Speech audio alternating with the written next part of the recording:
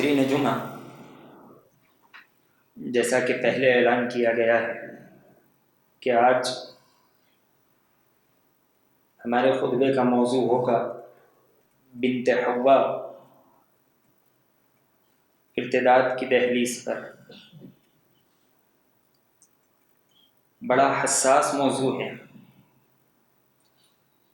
جہاں بولتے ہوئے ہمارا طیش بڑھ جاتا ہے، وہیں دوسری طرف آنکھ رونا چاہتی ہے کہ آج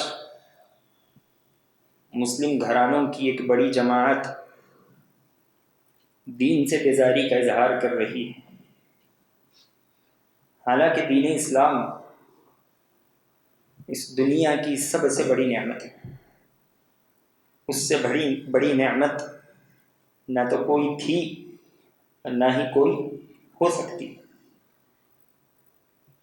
اللہ تبارک و تعالی نے اس نعمت کا ذکر کرتے ہوئے قرآن میں بیان فرمایا، الیوم اکملت لکم دینکم واتممت علیکم نعمتی ورضیت لکم الاسلام دینا۔ لوگوں، آج ہم نے تمہارے دین کو مکمل کر دیا۔ دین کیا مکمل ہوا؟ اللہ نے کہا واتممت علیکم نعمتی، اللہ کی جتنی نعمتیں تم پر ہو سکتی تھی اس دین کے ذریعے سے اس نے مکمل کر دی۔ ورضیت لکم الاسلام دینا، اور تمہارے لیے اللہ نے دین اسلام سے رضامندی کا اقرار کیا، اظہار کیا کہ اللہ تمہارے دین کے اعتبار سے دین اسلام سے راضی ہے۔ اب جو آدمی اس بڑی نعمت کو چھوڑ دے، اس دنیا میں جینے کے لیے اور آخرت میں کامیاب ہونے کے لیے اس دین کے علاوہ کوئی اور دین تلاش کرے تو وہ انسان خسارہ اٹھانے والا ہے، اس لیے کہ دین اسلام کے علاوہ اس زمین پر کوئی دین ایسا نہیں جو ہماری ہدایت کا ذریعہ بن سکے، ہماری نجات کا باعث بن سکے۔ اللہ تبارک و تعالی نے قرآن میں کہا وَمَن يَبْتَغِ غَيْرَ الْإِسْلَامِ دِينًا فَلَن يُقْبَلَ مِنْهُ، جو اسلام کے علاوہ کوئی اور دین چاہے، کسی اور راستے سے نجات کامیابی چاہے، فَلَن يُقْبَلَ مِنْهُ، اس سے وہ دین اور اس کا وہ عمل قبول نہیں کیا جائے گا۔ اس کا دین، اس کا عمل اس انسان کے منہ پر مار دیا جائے گا۔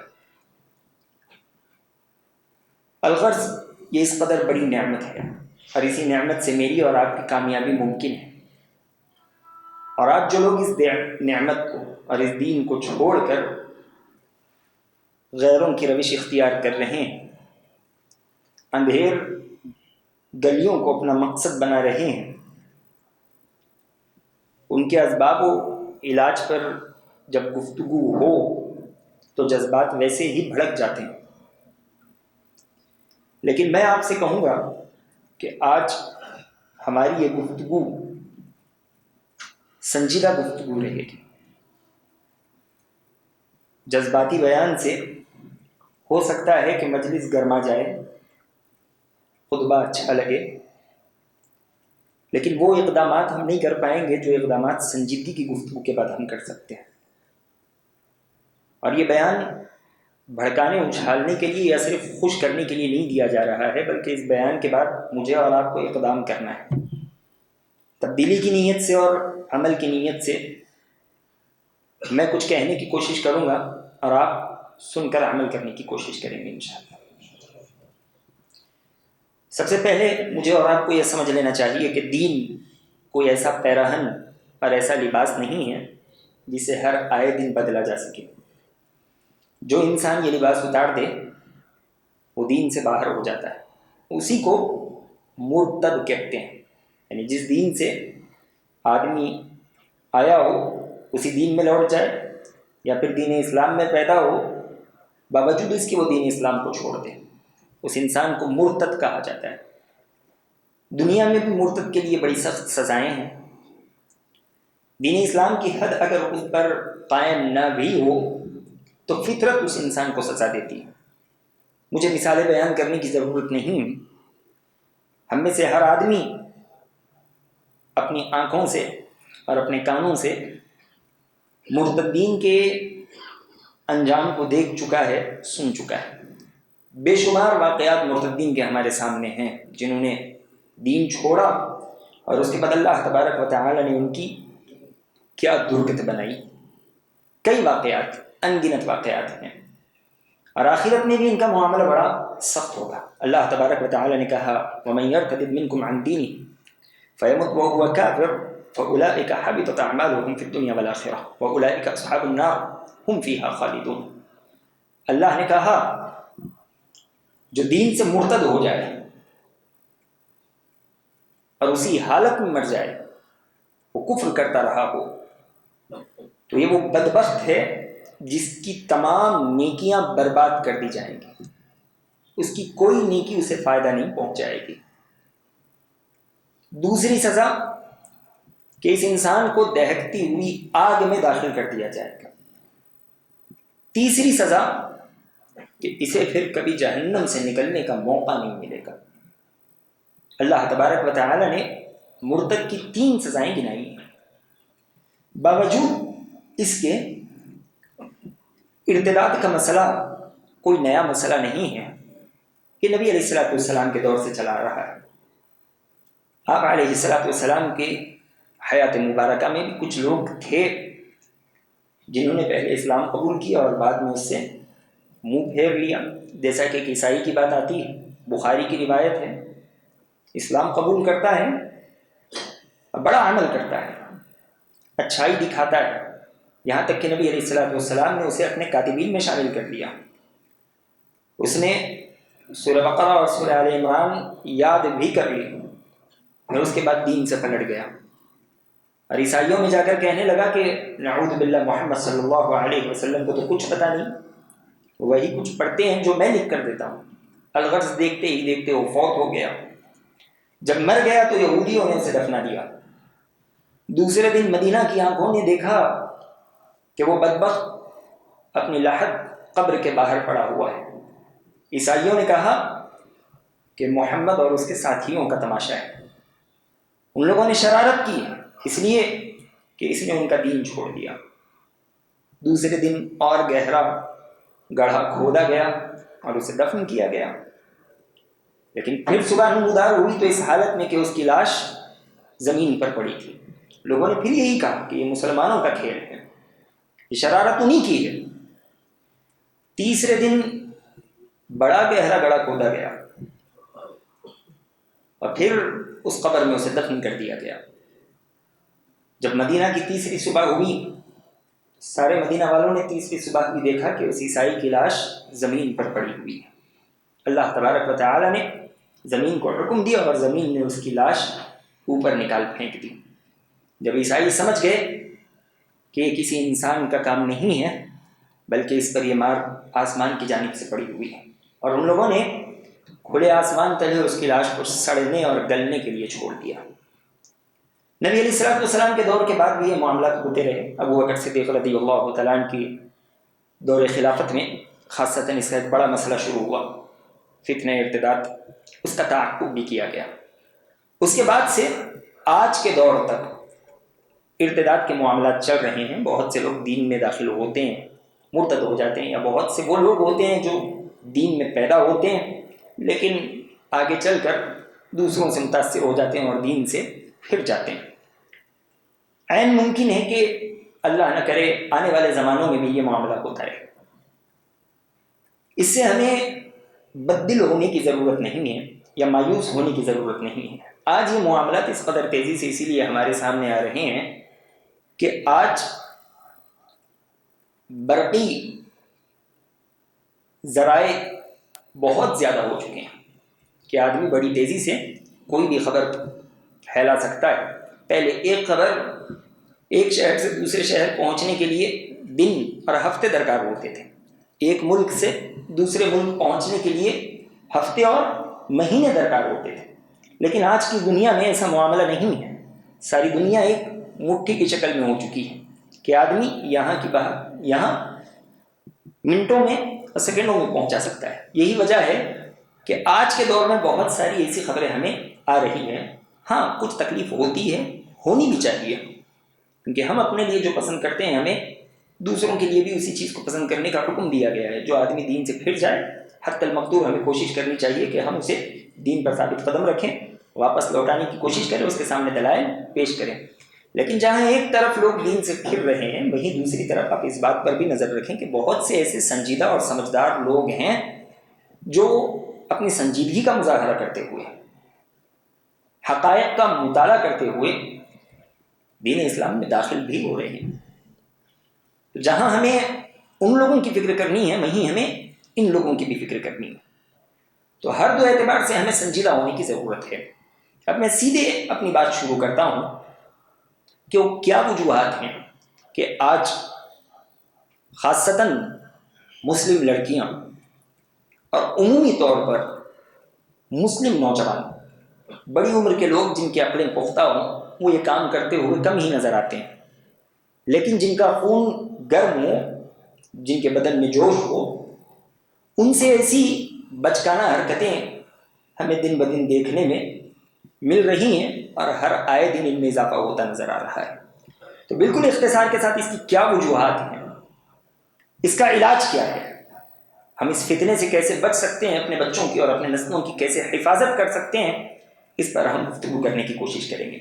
اور یہ گفتگو اس لیے ہوگی کہ ہماری نسل، ہماری اولاد اور دین اسلام کے فرزندان یہ ہماری ذمہ داری ہے، اور کل قیامت کے دن ہم سے ان کے متعلق سوال ہوگا۔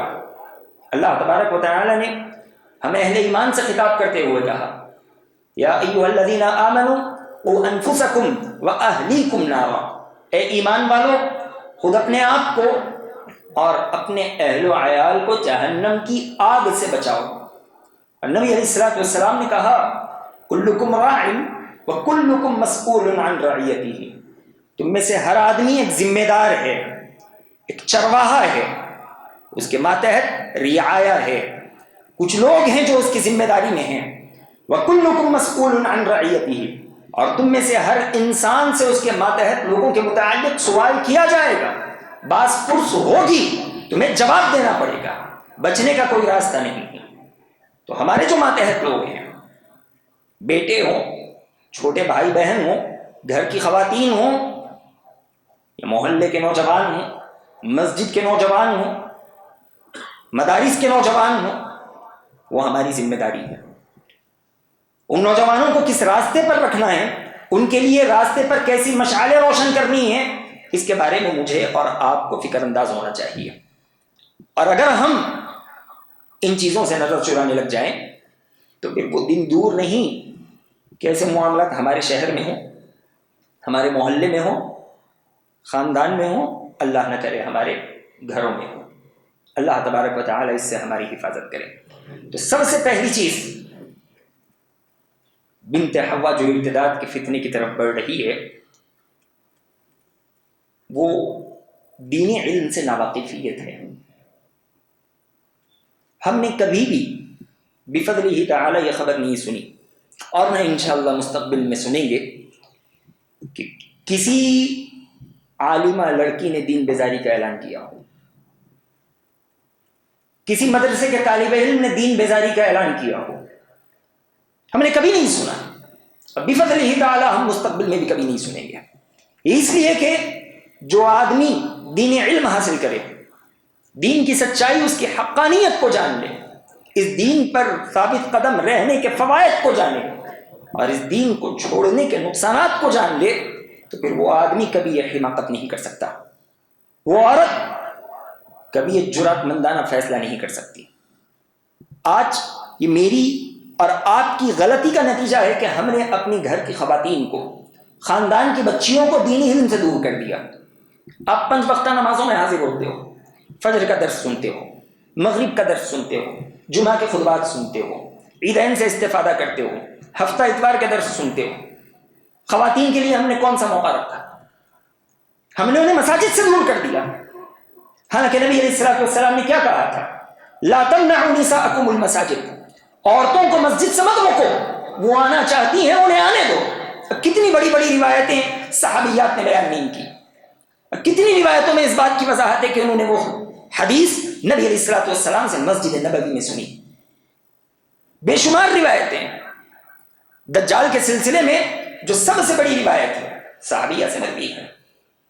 اما عائشہ رضی اللہ تعالی عنہا دوسری صحابیہ ہے جس سے نبی علیہ الصلوۃ والسلام سے سب سے زیادہ روایتیں مروی ہیں. آج ہم نے اپنی بچیوں کو دینی علم سے دور کر دیا اور ان کے پاس دین کتنا ہے تو ان کا دین عائشہ، فاطمہ، خدیجہ، صدیقہ یہی تک ہے. ڈھنگ سے نماز کا طریقہ نہیں معلوم ہے، کلمہ توحید کا معنی مفہوم نہیں معلوم ہے، دین کے چھوٹے چھوٹے مسائل سے ناواقف ہے. ایسوں کے سامنے اگر کفار آئیں اور دینی اشکالات پیش کریں تو کیا وہ ان اشکالات کو قبول نہیں کر لیں گی؟ دین کی غلط تصویر پیش کریں تو کیا وہ ان سے متاثر نہیں ہوں گی؟ کیوں نہیں ہوں گی؟ جواب دینے کے لیے ہم نے ان کے پاس کوئی چیز رکھی ہوئی ہی نہیں ہے، وہ کورے ہیں، خالی ہیں. ہمیں اپنی خواتین کی تعلیم کا بندوبست کرنا چاہیے. یہ خواتین کی تعلیم کا بندوبست ہوگا سب سے پہلے ان کی حفاظت ہوگی. اور یاد رکھیں آگے چل کر ان کی نسلوں کی حفاظت ہوگی. یہ ہماری گھر کی خواتین، خاندان، محلے اور ہماری جماعت جمعیت کی بچیاں، یہ ہماری آنے والی نسل کی پہلا مدرسہ ہے. اگر ہم اپنے ان مدرسوں کا لحاظ نہ رکھیں تو آگے آنے والی ہماری نسلیں کبھی قابل نہیں بن سکتی، دین کا دفاع کرنے والی اور دین کی حمیت رکھنے والی نہیں بن سکتی. تو سب سے پہلے مجھے اور آپ کو اپنی خواتین کے دینی تعلیم کا بندوبست کرنا چاہیے. سب سے پہلے ایک مسلمان پر جو چیز فرض ہے وہ یہی ہے کہ وہ دینی علم حاصل کرے. فَاعْلَمْ أَنَّهُ لَا إِلَهَ إِلَّا اللَّهُ. اللہ نے کہا علم حاصل کرو لا الہ الا اللہ کے متعلق. امام بخاری رحمہ اللہ علیہ نے باب باندھا، باب العلم قبل القول والعمل. کہنے سے پہلے، عمل کرنے سے پہلے علم کا حاصل کرنا ضروری ہے. لیکن آج ہم نے اپنی بچیوں کے دینی مسائل کو اور دینی علوم کے دروازوں کو بند کر دیا، اور اس کے بالمقابل کون سے دروازے ہم نے کھول دیا؟ اسکولز کے دروازے کھولے ہیں، انکار نہیں. کالجز کے دروازے کھلے ہیں، اس پہ بھی کوئی رد نہیں. لیکن وہ وہاں جا کر سیکھ کیا رہی ہیں؟ ایسے مسائل انہیں پڑھائے جا رہے ہیں جو دین اسلام کے سلسلے میں شکوک شبہات پیدا کرنے والے ہوں. ایسی دوستیاں انہیں دی جا رہی ہیں جو اسلام کی سچی تصویر کو داغدار کرنے والی ہیں، اور جواب دینے کے لیے ان کی زبان میں دو چار الفاظ بھی موجود نہیں، اس لیے کہ ہم نے انہیں کچھ سکھایا ہی نہیں ہے. سب سے پہلے ہمیں اپنے نوجوانوں کے لیے، خاصتاً خواتین کے لیے دینی تعلیم کا بندوبست کرنے کی ضرورت ہے. آپ ہر محلے میں سہ روزہ، ہفت واری، 15 روزہ، مہینہ واری دروس کا انتظام کیجیے. ہر آدمی اپنی ذمہ داری سمجھے. مساجد میں اپنی خواتین کو لے کر آئیے. لازمی طور پر جمعہ کے کام ہوتے ہیں پہلے کر لیے جائیں. کھانا پکانا ہوگا بعد میں پکائیں گے، پہلے پکائیں گے. لیکن جتنی خواتین ہوں گی ساری کی ساری گھر کی خواتین مسجد میں حاضر ہوں گی. ہفتہ واری دروس میں خواتین مسجد میں لازمی طور پر حاضر ہوں گی. وہ حاضر ہوں گی، کچھ سیکھیں گی تو خود ان کے دل میں دینی جذبہ پیدا ہوگا اور آنے والی نسلوں کے لیے وہ بہترین مدرسہ ثابت ہوں گی. اور دوسری چیز، جدید تعلیمی نظام یہ ہماری خواتین کو بگاڑنے میں بڑا کردار ادا کر رہی ہے. ہماری جدید تعلیمی نظام میں دو بڑی برائیاں ہیں. پہلی برائی ہے ظاہر پرستی، دوسری برائی ہے مادہ پرستی. ظاہر پرستی، جو دیکھو اسی پہ یقین کرو، جو نہ دیکھو اس پہ کبھی یقین نہ کرو. قبر کے مسائل ہم نے نہیں دیکھا لہذا ہمیں اس سے کوئی سروکار نہیں. جنت و جہنم کے مسائل ہم نے نہیں دیکھے لہذا اس سے ہمیں کوئی واسطہ نہیں. میدان محشر کی ہولناکیوں سے ہم واقف نہیں لہذا ہم اس پر ایمان نہیں لاتے. یہ ظاہر پرستی ہمیں یہ جدید تعلیم سکھاتی ہے. یہ اس کی خطرناکی ہے کہ آج ہماری خواتین دین اسلام سے دور ہو رہی ہیں اور وہ غیب پر ایمان نہیں رکھتی. اسے روز قیامت کی ہولناکیوں سے ہیبت نہیں ہوتی. اس کی بڑی وجہ یہی ہے کہ ان کے دل میں ظاہر پرستی، محسوس پرستی کو ڈال دیا گیا ہے. بچپن ہی سے ہر چیز کی ایک شکل بنا بنا کر انہیں دکھائی جاتی ہے، اور جس چیز کی شکل نہ ہو وہ اس کے بارے میں نہ بات کرنا چاہتی ہیں نہ سمجھنا چاہتی. اور یہ برائی آج ہمارے ممبر و محراب کے قریب تک آ گئی ہے، محسوس پرستی. میں آپ کو مثال دوں، آپ کو بڑا تعجب ہوگا. جمعہ کے دن کا پوسٹر بنتا ہے، بات ہے دل کی اصلاح، ایک دل ڈال دیا جاتا ہے، دل کا بگاڑ، کالا دل ڈال دیا جاتا ہے، جہنم کا عنوان، پیچھے آگ چل رہی ہے. ابراہیم علیہ السلام کی بات، ایک چھری رکھ دی گئی، نیچے مینڈا لیٹا ہوا ہے. محسوس پرستی ہے. نوح علیہ السلام کی قوم میں شرک کہاں سے پیدا ہوا؟ کہاں سے پیدا ہوا؟ تصاویر سے، کہ پچھلے لوگوں کو ہم ان تصویروں میں محسوس کریں گے. تصاویر کے بعد مجسموں کو چوراہوں سے گھروں میں رکھ دیا گیا، گھروں سے مساجد میں رکھ دیا گیا، اور آنے والی نسلوں نے سمجھا کہ مساجد میں ہمارے آبا و اجداد انہی کو سجدہ کیا کرتے تھے. یہ محسوس پرستی، ظاہر پرستی، یہ جدید تعلیم کا ایک بڑا فتنہ ہے. دوسرا فتنہ مادہ پرستی، کہ جو کچھ ہے دنیا ہے، کماؤ، کھاؤ، عیش کرو، مر جاؤ. دنیا ہوگی تو سب کچھ ملے گا، دنیا نہیں ہوگی تو ذلت کے ساتھ زندگی گزاری جائے گی. اور اس دنیا کو کمانے کے لیے چند مخصوص اسباب ذہن میں ڈال دیے گئے. اچھا پڑھو گے دنیا ملے گی، اچھی جاب ہوگی دنیا ملے گی. اس کے لیے تمہیں کچھ چیزوں سے سیکریفائز بھی کرنا پڑے تو کر لو، اس لیے کہ تمہیں دنیا کمانی ضروری ہے. تم دنیا نہیں کماؤ گے تو زندگی کیسے گزارو گے؟ تمہارا رتبہ نہیں ہوگا تو معاشروں میں چلو گے کیسے، پھرو گے کیسے؟ حالانکہ دین اسلام ہمیں مادیت پرستی نہیں سکھاتا. دین اسلام کا تو کہنا یہ ہے کہ نبی علیہ السلام نے کہا ان روح القدس نفث فی روحی لن تموت نفس حتی تستکمل رزقها. نبی علیہ السلام نے کہا کہ جبریل علیہ السلام نے میرے کان میں یہ بات ڈالی ہے، میرے دل میں یہ پیغام ڈالا ہے کہ کوئی آدمی اس وقت تک مر نہیں سکتا جب تک وہ اپنے مقدر کا آخری دانہ نہ کھا لے. دوسری روایت میں نبی علیہ السلام نے کہا کہ اس کے لیے آدمی اچھا راستہ اختیار کرے، جو ملنا ہے مل کر رہے گا. اس چیز کو حاصل کرنے کے لیے تمہیں غلط راستے پر چلنے کی کبھی ضرورت نہیں ہے. اور اللہ نے قرآن میں کیا کہا؟ وَكَأَيٍّ مِّن دَابَّةٍ لَا تَحْمِلُ رِزْقَهَا اللَّهُ يَرْزُقُهَا وَإِيَّاكُمْ. کتنے جانور ایسے ہیں جو اپنا رزق پیٹ پر ڈھو کر نہیں پھرتے، وہ اپنا رزق اٹھائے نہیں رہتے، باوجود اس کے اللہ تبارک و تعالیٰ انہیں رزق دے رہا ہے. اللہ تمہیں بھی رزق دے گا. وہ جس طرح زندگی بسر کر رہے ہیں تم بھی زندگی بسر کر سکو گے. دین اسلام کی یہ تعلیم ہے. اچھے راستے اختیار کریں، اچھے اسباب اختیار کریں، لیکن یہ جدید تعلیم ہمارے بچوں اور بچیوں کے ذہن کو محدود کر رہی ہے. کہتی ہے کہ ظاہر پرستی کرو، مادہ پرستی کرو، یہی تمہاری زندگی ہے. اور اسی طرح ایک بڑی بیماری، ایک بڑا سبب تعلیم کا اختلاط، مخلوط تعلیم. یہ مخلوط تعلیم دو طرح سے ہے. لڑکے اور لڑکیوں کا اختلاط کے ساتھ مل بیٹھیں گے بے شرم ہو جائیں گے، حیا ختم ہو جائے گی.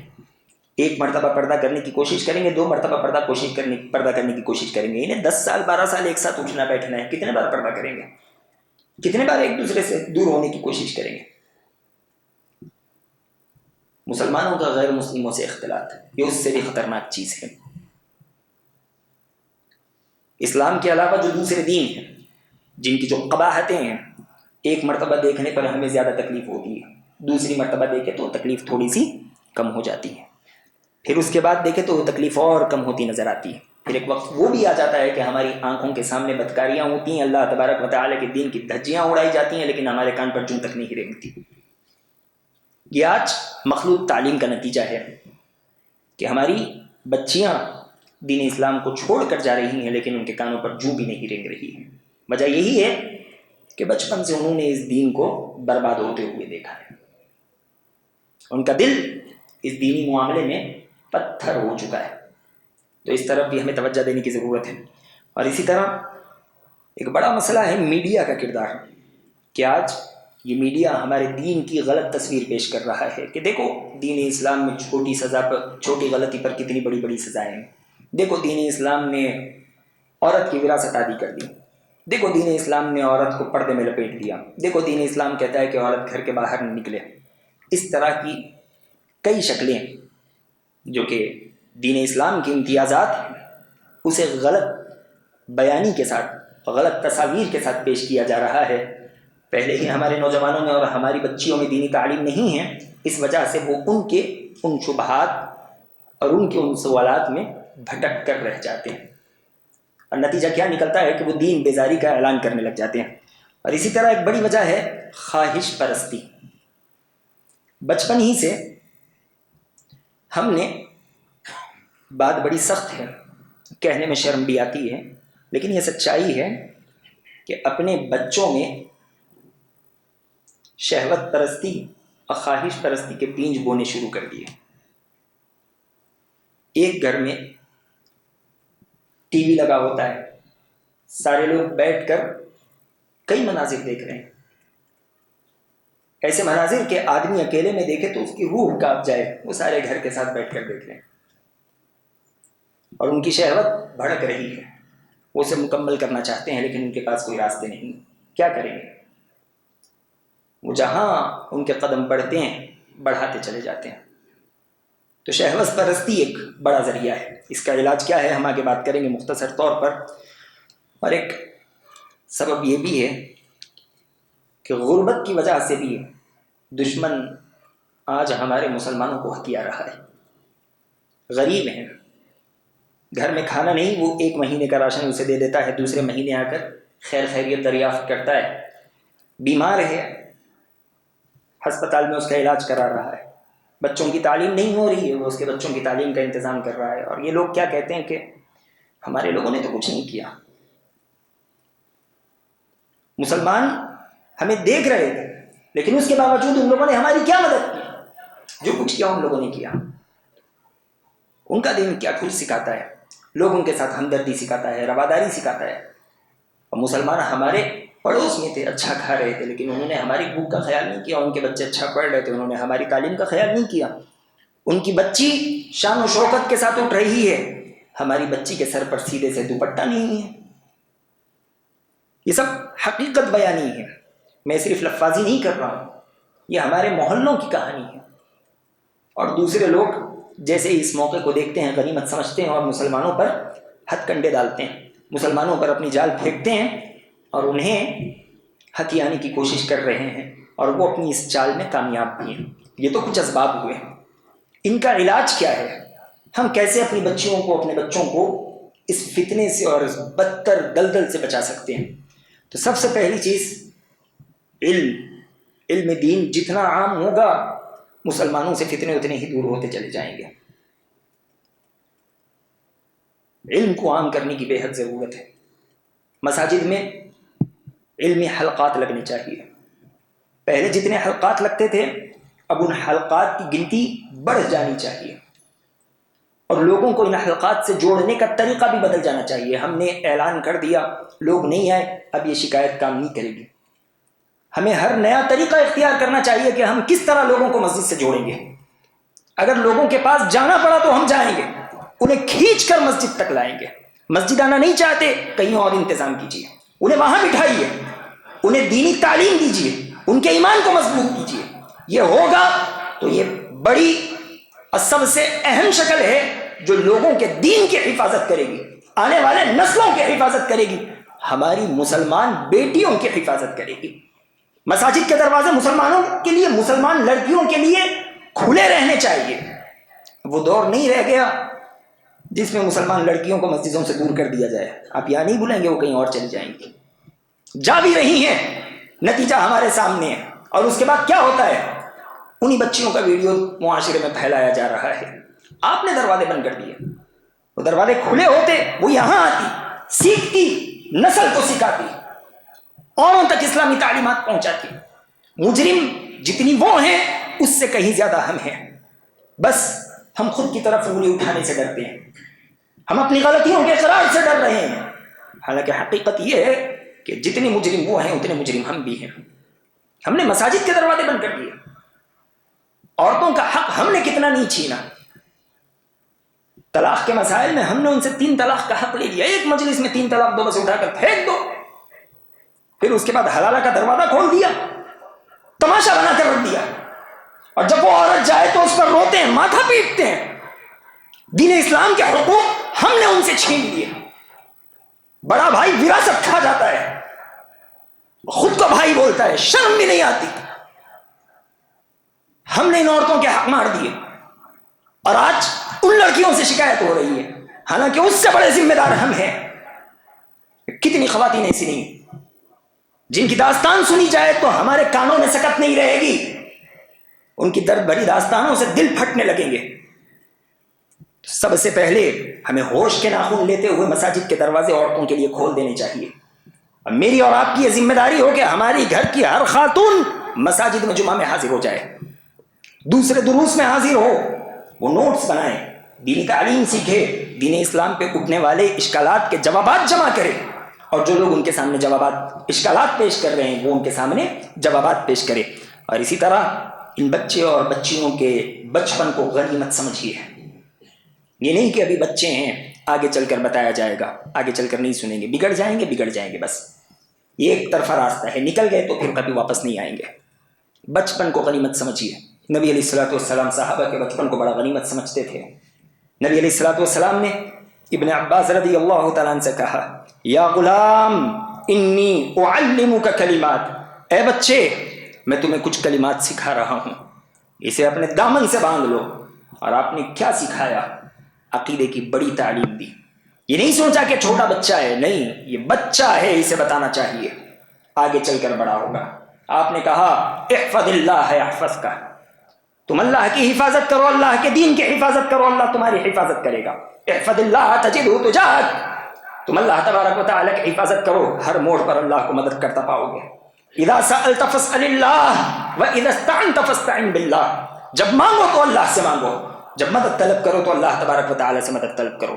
وَاعْلَمْ أَنَّ الْأُمَّةَ لَوْ اجْتَمَعَتْ عَلَىٰ أَن يَنْفَعُوكَ بِشَيْءٍ لَمْ يَنْفَعُوكَ بِشَيْءٍ إِلَّا قَدْ كَتَبَ اللَّهُ لَكَ وَلَوْ اجْتَمَعُوا عَلَىٰ أَن يَضُرُّوكَ بِشَيْءٍ لَمْ يَضُرُّوكَ إِلَّا بِشَيْءٍ قَدْ كَتَبَ اللَّهُ عَلَيْكَ رُفِعَتِ الْأَقْلَامُ وَجَفَّتِ الصُّحُفُ. کتنی بڑی تعلیم آپ نے نہیں دی کہ ساری کائنات مل کر تمہیں فائدہ پہنچانا چاہے تو نہیں پہنچا سکتی, سوائے اتنا فائدہ جتنا تمہارے مقدر میں لکھا ہوا ہو. ساری کائنات مل کر نقصان دینا چاہے تو تمہیں نقصان نہیں دے سکتی, تمہیں نقصان نہیں پہنچا سکتی, سوائے اتنا نقصان جتنا تمہارے مقدر میں لکھا ہو. اور یاد رکھو قلم اڑ گیا ہے, صحیفہ سوکھ چکا ہے, اب اس میں کسی طرح کی تبدیلی کی گنجائش نہیں ہے. کتنی بڑی بات ہے. نبی علیہ الصلوۃ والسلام نے کسے سکھائی؟ چھوٹے سے بچے کو سکھایا. اور آج ہم اپنے بچوں کو نظر انداز کرتے ہیں تو کیا کہہ کر کرتے ہیں کہ ابھی بچے ہیں, کچھ بڑے ہوں گے تو انہیں پھر سمجھایا جائے گا, انہیں سکھایا جائے گا. نہیں, یہ قوم کے بچے کل کے بڑے ہیں. آج ہم 40 سال 50 سال کے اس مسجد کی حفاظت کر رہے ہیں, کل اس مسجد کی حفاظت کون کریں گے؟ کل ہماری جماعت جمعیت اور مدرسوں کی حفاظت کون کریں گے؟ یہ بچے کریں گے. کیسے کریں گے؟ اگر انہیں بچپن سے تربیت نہ دی جائے تو کیا ایسے ہی آگے چل کر سیدھے نکلیں گے؟ نہیں.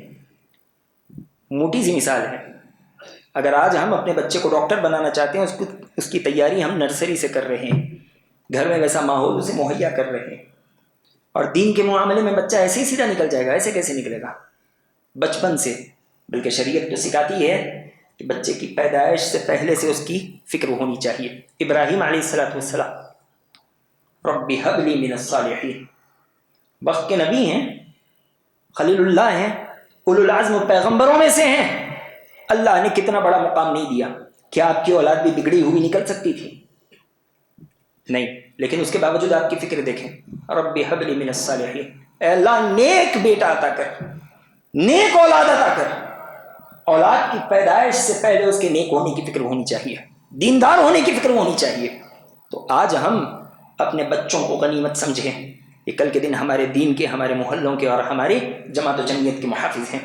اسی طرح جس قدر ہو سکے موبائل سے اپنے بچے اور بچیوں کو بچائیں, جس قدر ہو سکے. اور اگر ایک وقت ایسا آ جائے جس میں موبائل دینا ضروری ہو تو حد بندیوں کے ساتھ دیجیے, شرائط کے ساتھ دیجیے. آج کیا ایک مسلم محلے میں, مسلم گھرانے میں دشمن چل کر آ کر ہمارے بچیوں کو اغوا کر رہا ہے؟ نہیں, وہ تو اپنے بیڈ روم میں بیٹھی ہے, پھر بھی اغوا ہو رہی ہے. کیا ذریعہ ہے؟ یہی ہے, ہم اس کے اوپر نگاہ نہیں رکھتے, ہم نے اسے آزاد چھوڑ دیا. نہیں, اسی لیے پچھلے لوگ کہہ گئے ہیں کہ اپنے بچوں کو سونے کا نوالا دو, لیکن اسے دشمن کی نگاہ سے دیکھو. ہمیں اس بات کا پورا خیال رکھنا چاہیے. اور اسی طرح ہمیں اپنا میڈیا بھی مضبوط کرنے کی ضرورت ہے. آج جو اشکالات پیش ہو رہے ہیں کہاں سے ہو رہے ہیں؟ میڈیا ہی کے ذریعے سے ہو رہے ہیں. آج شہر حیدرآباد میں کم از کم ہماری 200 مساجد ہیں, لیکن کتنی مساجد سے دینی خطبات، جمعہ کے خطبات، دینی بیانات، ہفتہ واری خطبات، فجر اثر کے درس، جس میں ان کے اشکالات کا جوابات دیا جاتا ہے، باہر آتے ہیں. کتنے لوگوں تک یہ چیزیں پہنچائی جا رہی.